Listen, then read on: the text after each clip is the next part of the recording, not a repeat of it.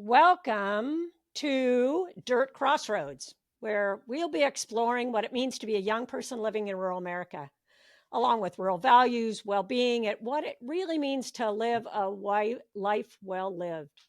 Dirt Crossroads is brought to you by Rural Youth Catalyst. I'm Kathleen Moxon. And I'm Kim Finney, and we are the co founders of Rural Youth Catalyst. So let's just talk for a minute about the genesis of Rural Youth Catalyst. Kim, why don't you kick us off? Sure. Well, we've been at this for over 30 years now. We've been working nationally with and in rural and native communities with young people, practitioners, educators, policymakers about designing and scaling programs that work for young people. Our particular focus has always been young people that are on the margins, particularly young people that are out of school and out of work and living in the most persistent poverty areas of the country. In 2019, we launched Rural Youth Catalyst to serve as that national space for program practice and for policy created by rural, for rural, and with rural. And uh, and there had actually never been a space. There's never been a national coalition outside of K through 12 education that is focused completely on rural and native young people, particularly young adults. So it's been interesting over the past 4 years or so that we've been doing Rural Youth Catalyst. We have seen increasing isolation and disconnection between young people, school, work, and their communities. And there have always been more of what they call opportunity youth that are disconnected from school and work in rural.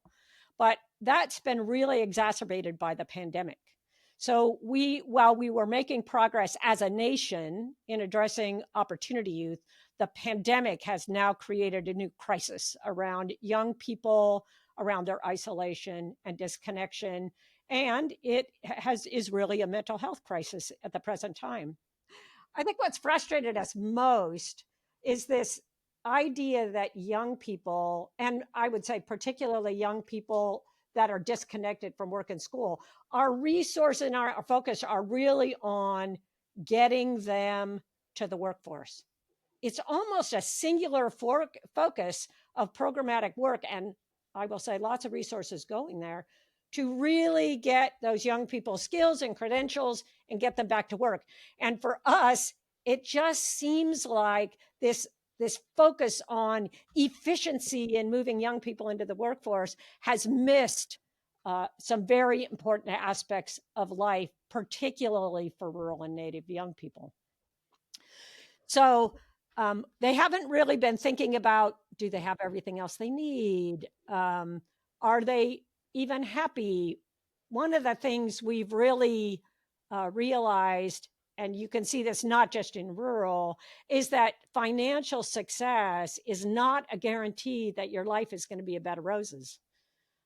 We see people who make a lot of money who are very unhappy. And I think in our country, we need to start thinking about that. So we really need a future where people belong and are connected in their communities, and their level of well-being allows them to not just work, but actually live. Yeah, what if the measure of success was, instead of having placement and retention in a job be the key measure of success? What if we were measuring for rural youth and really all young people? What if our measures of success as they entered adulthood was, are they happy? Are they resilient? Are they responsible? And are they engaged adults?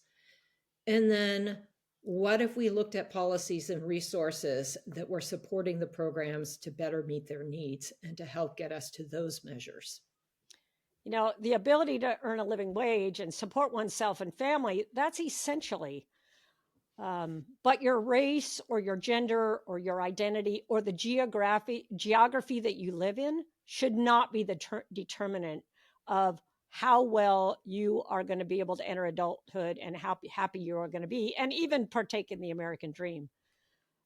So we know that equity, the ability of everyone to thrive in America, is more than just income. You have to have health, safety, belonging, resiliency, and the ability to have to be able to affect your level of well-being. So how can people improve their life? What we needed was a set of champions. That's where this podcast comes in. We needed people from across the country who would stand up for rural and Native young people at the local, state, and national levels, and who believed with all their heart that young people are the future of our communities and are going to contribute and will and do contribute to the fabric and vitality and diversity of rural America, and that they are worth investing in. And most of all, that rural and Native young people are our greatest assets. You know, in 2020, we were able to join an international study group to look at work that had been done in Bhutan. And in Bhutan, they measure their country's success based on the overall well-being of their citizens. It's a measure they call gross national happiness. That's fundamentally different in the US, where the success of our country is measured in our economic output. We hear GDP. How is our country doing? How is our GDP, our gross domestic product, doing? Is it growing? But I think that we've lost sight of the bigger picture. No wonder it's so important to funnel young people into the workforce with as much expediency as possible, because productivity is how we measure our success. When we think about how that path might look different for rural and Native young people, what would it look like if we were to measure policy and practice success by the overall well-being of our young people, not just whether they were on track to get a job? So in 2022, we launched a national working group to focus on both policy and practice that would center the well-being of rural and Native young people. Cutting across the country's geography and rural regions, the group is comprised of 22 cross-sector leaders in the field of rural and Native youth work. Grounded in the work done in Bhutan, we've created a 9-domain rural youth well-being framework to inform and focus policy and practice here in the U.S. At the heart of our work is systems change and our commitment to the fundamental right of rural and Native young people to flourish. So we'd like to introduce our guest, Vanessa Bennett. Vanessa is the director at the Center of Apprenticeship and Work-Based Learning at Jobs for the Future, which you will probably hear us refer to as JFF during this broadcast. She's had over a decade of experience in youth and workforce development. We know she's mission driven, and she has been a great collaborator. She's passionate about building equity and inclusive career and educational pathways. She hails from the White Mountains of New Hampshire and still mourns the loss of Old Man on the Mountain. But she lives in Boston now, but I think she still dreams of being rural again in the future. She will be rural again. She will be. It's very true. I do dream of that. Welcome, Vanessa. We didn't do your resume justice. I know that. Is there anything you'd like to add? Anything you feel like people need to know? I think I would just add that, I took sort of a roundabout path to get to this workforce and apprenticeship and work-based learning space. I'm an alumni of AmeriCorps. I spent a lot of years supporting AmeriCorps programs and thinking about the impact of service learning in career and education pathways. And I think when I think about workforce and the people I know in this space, no one woke up one day and said, this is what I'm going to do with the rest of my life. They just sort of ended up in a workforce space because all of the other lived experience they had sort of drove them here. And I think when I think about rural and when I think about young people, I think about how workforce is a really important system, but not the only system, and how, talking about the 9 domains that you all have teed up, it's a way for us to really think about how we bring kind of a more human-centered approach to the work that we all do. And I do miss the Old Man in the Mountain. I saw you shake your head, Kim, but he's very much a part of the New Hampshire identity, so I will mourn him forever. Well, you must feel like you're on the hot seat, because Kim and I are pretty critical about the singular focus on the development of young people being give them a skill and send them out to the work world. And I'm Yeah. sorry for that. No, I mean, I don't disagree with it. I think it's a byproduct of how we think about our systems and silos. And so we're either talking about work or we're talking about education. We're rarely talking about sort of the connections between them. And I also think this idea that getting a singular credential or going through a singular training program is your solution means that we're not really thinking about lifelong learning and the fact that we all have to adapt to unforeseen things that happen to us in life. And so no single credential or program is going to solve someone's career aspirations or solve, any of the challenges they might be experiencing. So yes, I am the workforce person, but I do understand that perspective.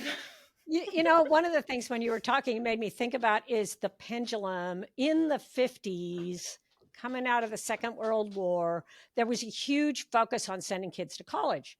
And we spent a lot of resources making sure that young people were going to college. And I think that pendulum is swinging the other way. And maybe it's already swung the other way, where all of a sudden you're not talking about college, you're talking about work. And all of a sudden we're preoccupied with work. And somewhere there's a balance, and maybe we just haven't found it yet. Maybe we're looking for that. I do also wonder too, and I know we have other questions we're going to dig into, but I wonder if part of that is because we're not often, I don't think the conversation around equity is as intentional as it needs to be. So I think part of why we have swung towards the workforce system is because there is so much inequity when it comes to accessing post-secondary education. And so the narrative sort of became, well, if you can't do post-secondary education, go do workforce. And I think we have tracked certain folks into the workforce pathway. What we are seeing now, and what I do think gives us hope for kind of the next, the future of these systems, a rise in community colleges that are stepping into apprenticeship and who are stepping into work-based learning, a rise of K through 12 systems and CTE programs that are trying to offer a blend of hands-on training with classroom learning, and sort of really working intentionally to think about how does work support education and education support work. But I think it's a good comment to make. We've swung in another direction and we have to get ourselves to the middle. And I think in order to do that, we have to acknowledge the inequities that exist in both of these systems so that we can try to find solutions that make sure everyone has the option to pick whatever system they want to pick and the ability to move from one system to the other at, various stages of life. That is a great definition of equity. The ability of everyone to have those kinds of choices and to be mobile over their life and always be able to feel like they're moving forward to a better place. So maybe I'll kick this off with Vanessa. Why do you feel like it's so important to frame our work right now around well-being and equity for rural and Native youth? Why now? I think in a lot of ways, we're in a really unprecedented moment. We have a looming workforce shortage.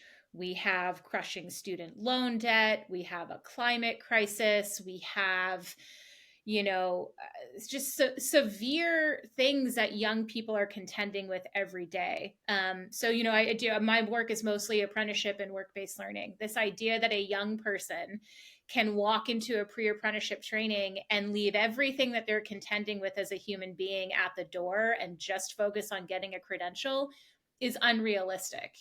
And I think we have to think about workforce training and education and all of the programs that we're investing in from a human-centered approach, and well-being has to be at the core of them. We have to make sure that young people are seen, are heard, that's not done in performative ways, but it's really authentic. We have to acknowledge the trauma and the social emotional needs of young people. Not that everyone needs to be a therapist or a case manager, but that they have the tools and resources to create a space where young people don't have to compartmentalize who they are. They can come as them full selves into a program. And I think by doing that, we make it that much more likely that a young person is going to be really successful in that program, not just in terms of getting their credential and completing, but in terms of really being able to reflect and understand how that experience connects to their long-term goals or opens doors they hadn't thought about.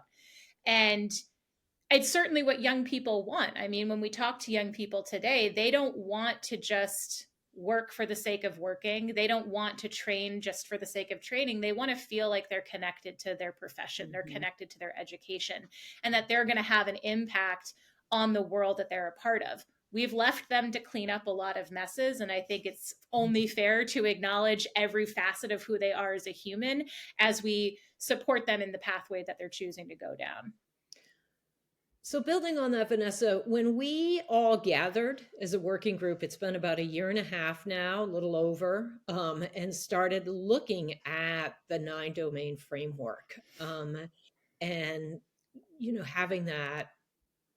having all those domains and thinking about it. How has that already working, taking that framework, bringing it back to your day in and day out, particularly at the level that you're working at nationally in a major intermediary, crossing rural and urban, how has that already changed the work that you're doing, or maybe better asked, how you're doing it? Yeah, I think, for me on a personal level, I kind of always had this like squishy sort of understanding of human-centered design and why it's important that we think about things not just in terms of sort of quantitative metrics like numbers of people in jobs or numbers of credentials attained. But I hadn't really ever been in a space where I was able to really think about, okay, what's the space that I hold within this well-being framework, right? And how, as the workforce person in this framework, do I intentionally bridge to the civic engagement partners, to the education partners, to the community partners, to support kind of that ecosystem around an individual, right? How am I not how do I take my part and make it part of the whole?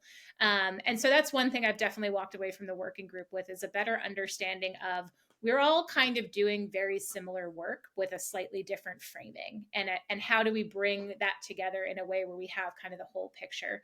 And I think one of the ways that I've been able to do that is through the collaborations on the work group, but also taking what I have learned through this and being able to embed it into the projects that I lead and the work that I support at JFF. So, while we may have work that's focused on building and scaling pre-apprenticeship programs, we're not just talking about how do we register a program, how do we get it certified in its state. We're talking about what's the equity design, what's the inclusion design, and then how is that validated. So, going beyond just saying, well, we have a advisory group of youth apprentices. That's great, but how are you gathering that feedback, and how are you intentionally putting it into the program? How are you ensuring that young people are continuously validating the constant, evolution of training or the program that you're running? And it's just, I think, kind of given me a way to think about what program design looks like beyond a checklist. And it's really, I think, underscored for me that importance of partnership and collaboration. And, I sometimes say apprenticeship takes a village, but I think it's really true when you're talking about a model like that. And I think it's true when you're talking about well-being. It can't happen in just one place. And so I think that focus has really informed the way that I do my work. It's informed the way that I support other programs I partner with. And it's informed how I think, my colleagues and I talk about our work in the spaces that we hold, right? When we're asked by funders or policymakers, we're no longer just talking about sort of structural change. We're talking about almost philosophical cultural change and the importance of that, and how we design policy and funding for rural workers and learners, but for all workers and learners. There have been people who've described this focus on well-being as revolutionary. You may feel like you've already answered this, but why are people talking about this as a revolutionary way to think? Well, I think it's in part because we we haven't really talked about it this way as a culture and a society, certainly not as a workforce system, right? It's very much been about meeting an employer's bottom line, making sure you get X number of people trained, building new programs. We haven't really talked about this, again, I think kind of the human components of a successful workforce, right? We just came out of, I would maybe even argue we're still in it, this moment post COVID of an entire generation of workers saying, we're not going to do this. We're not going to work for low wages. We're not going to work in jobs where we don't feel safe, seen, heard, and respected. There's a lot of worker power right now. And I think, I don't have evidence for this, but I have always been curious if you spoke to a lot of these individuals, if the environment they were in, if maybe the pay wasn't phenomenal, but it was a safe place, a supportive place, a place with opportunities for growth, a place where their voice was heard, what impact might that have had on the decision to no longer stay there, right? Is it just about wages, or is there something else there around the lack thereof or existence of a culture of respect? And so, I think it's revolutionary because I think we can't ignore this. We can't ignore that workers of all ages are saying to us, we want to feel like we matter. And we have always had a workforce system that has centered on employers. Employers have been the most important part of it. And you don't have jobs without employers, but you don't have jobs without a workforce to fill them either. And I think we're really seeing a moment where acknowledging workers as human beings is going to be really critical in ensuring that all of these jobs that we're seeing a shortage in get filled, whether it's through apprenticeship or another form. We can't do this work unless we acknowledge, the humanity of people. What a great timing moment in history, isn't it? For us to think about how would we do something different. Mm-hmm. Yeah. So, Vanessa, I want to thank you for being with us today. I think this has been great. Some of the things that you're phrasing, I want to carry forward when I talk about well-being. The way you talked about equity as being opportunity for everybody, the timeliness of breaking down silos across different domains that make up well-being, and how do we have those conversations together? I think that is great. Kim, you have any final reflections? It's really, I mean, Vanessa, you, like the others around the table for this working group, are incredible collaborators, strategists, right?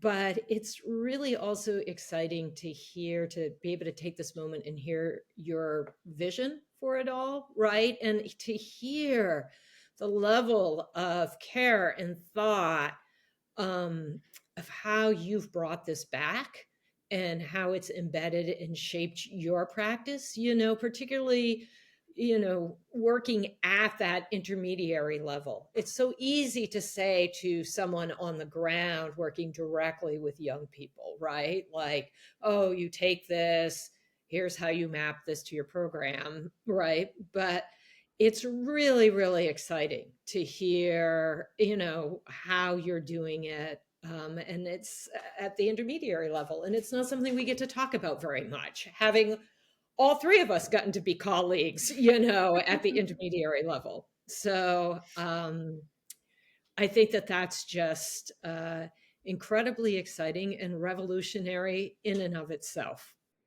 You're listening to Dirt Crossroads, brought to you by the Rural Youth Catalyst. This is part of our Right to Flourish series. Today, we talked with Vanessa Bennett from Jobs for the Future, and we hope you'll turn into future and listen to future podcasts.